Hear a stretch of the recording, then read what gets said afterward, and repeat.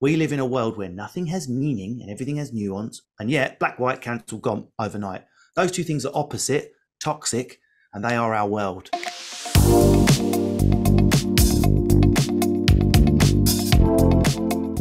How did your love of history first begin, but also what made you want to look back at famous figures and their legacy with hindsight?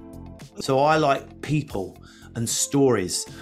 That's what I've got in. I was already into that, and when I started doing Evil Genius, it was just a case of learning each individual person week on week, which was a pleasure. I would just pick up the Gandhi biography, watch the Richard Attenborough movie, and it was a pleasure.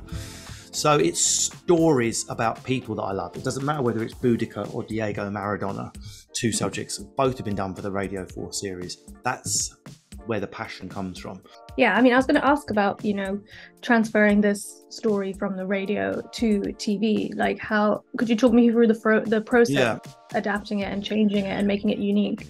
It made it easier, to be honest. I mean, it just does. It's already a pleasure to do on Radio 4, but once you say, okay, now people can see what you're saying, and we give you permission to use archive, historical, pathé footage, it just makes my life so much easier. You obviously approached each figure with the intention of deciding whether they're evil or they're genius. And I wonder, why did you want to pick such extreme conclusions to draw from? There's a relationship between the type of thing we're consuming and the evil acts the person have done. And there's obviously a cut-off where we go, cancelled. And then I thought, well, because the main thing people often say is, well, how can someone just be evil or genius? Everyone's a mixture of both. Of course. That's why the show's 1 hour long and not 1 minute long. We get that richness of debate mixed in with belly laughs, people going back and forth, people feeling uncomfortable, the audience like, oh God, just shut up, Russell, we're going to get taken off it. All of that, we get all of that. But at the end, we get it reduced to a simplistic, idiotic, binary, evil or genius. Why? Well, I suggest you switch on Twitter and learn about the 2023 you're living in if you think that's not how we live. We live in a world where nothing has meaning and everything has nuance, and yet black-white cancel gone overnight. Those two things are opposite, toxic, and they are our world. But as a commercially viable format, it's f***ing gold. So that's what we're doing. When did you first realise comedy was your calling?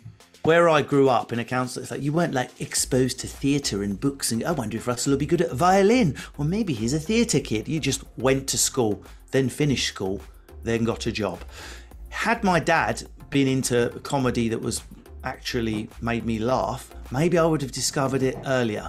But my dad actually that's not fair, because Laurel and Hardy and Three Stooges make me laugh, but I can't do slapstick. I managed to get all the way up to 18 without even realising stand-up comedy was a thing.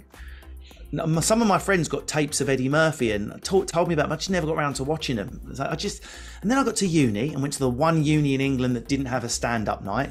So I got all the way to graduation without ever having watched, seen, or really been aware of comedy. Was I the funniest person in my group, always making people themselves laughing? Yes. But so what? Everyone's got someone like that in their group. Started at the ad agency in a middle class environment, and comedy night was one of the things they did. I was like, oh my God, I'm 25 at this point. I phoned up the local comedy club and went, can I go on and perform for free just to see what it feels like? Yeah, okay. There's loads of space in August because the comedians are in Edinburgh. What's Edinburgh? Had never I thought that was ballet and opera. I had no idea of the Edinburgh Fringe. I promise you, I had never heard of it.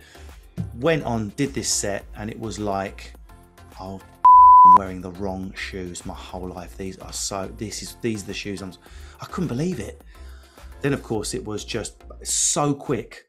I won all the competitions, and by the time I was 30, I was looking at giving up the dream career. I'm a kid from a council estate working as a copywriter in an ad agency. I'm like, I'm going to give up the dream career and I'm going to go for it. Then I won the biggest award you can win at Edinburgh, the Perrier Award, it used to be called, Edinburgh Comedy Award. Flew to Australia, won their biggest one, the same year, never been done in history, and then that's it, my career was born. And obviously my career's like that, like everyone's. 1 minute you're hot, 1 minute you're not, 1 minute you're too busy, 1 minute you're busy enough, but I've always had an amazing life from that point. What were the movies that you loved growing up, and do you remember your first cinema trip? First cinema trip would be one of the Star Wars ones, maybe the last one, Return of the Jedi. I was a bit young for the first couple, and I was just able to be taken slightly underage for the third one. Going with my great-grandma, very, very strong memory. I've got good memory. I can remember being in the cot and stuff. Like, my memory goes quite far back to about 18 months old, 2 years. And we'd made a deal on the bus there that we would both pretend to be American and see how many people we could fool.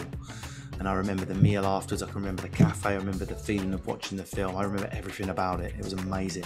And then once I got to about 14 or 15 and we got hold of an illicit copy, and it's still my favourite film, Alien, the first one. Obviously by then the film was old, it was 10, 15 years old. But I loved it. I just think it's the best horror film ever made, better than Exorcist. It's everything's in there about human existential fear. The sci-fi holds up. It hasn't aged, the acting. I just love it. I love it.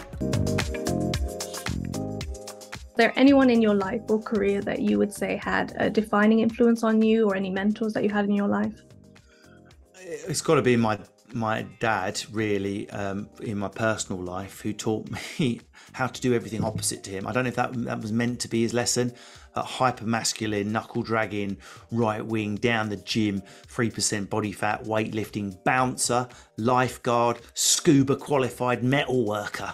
And there's me reading and dancing. It gave me something to react to. But I don't know a child that felt more protected than me. That I just felt like no one could get in our house, no one could hurt me.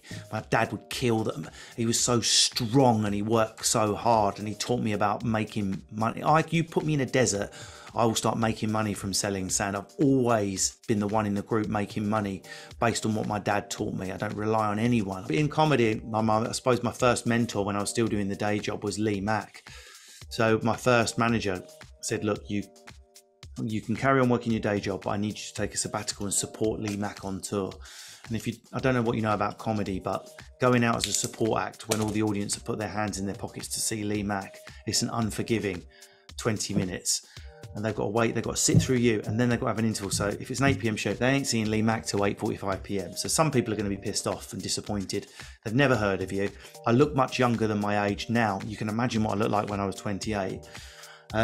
And no one wants to hear thoughts about the world from a boy. They just won't take it. So it really taught me to raise my game. And watching Lee over and over again for those 3 months, something switched in me about how to do stand-up. He never sat down and talked me through or guided me, but just being on that tour, sitting in the car with him, talking about the shows, watching him. I never ever went back to the hotel. I watched the show every minute, every night, watch him do the same beat for beat to different audiences, watching how he changed it. And it was the final bit I needed to bring my skill level where I could leave work in 2006 forever. I mean, what a thing to be able to say. I haven't worked since 2006. This is not work. I'm doing my hobby.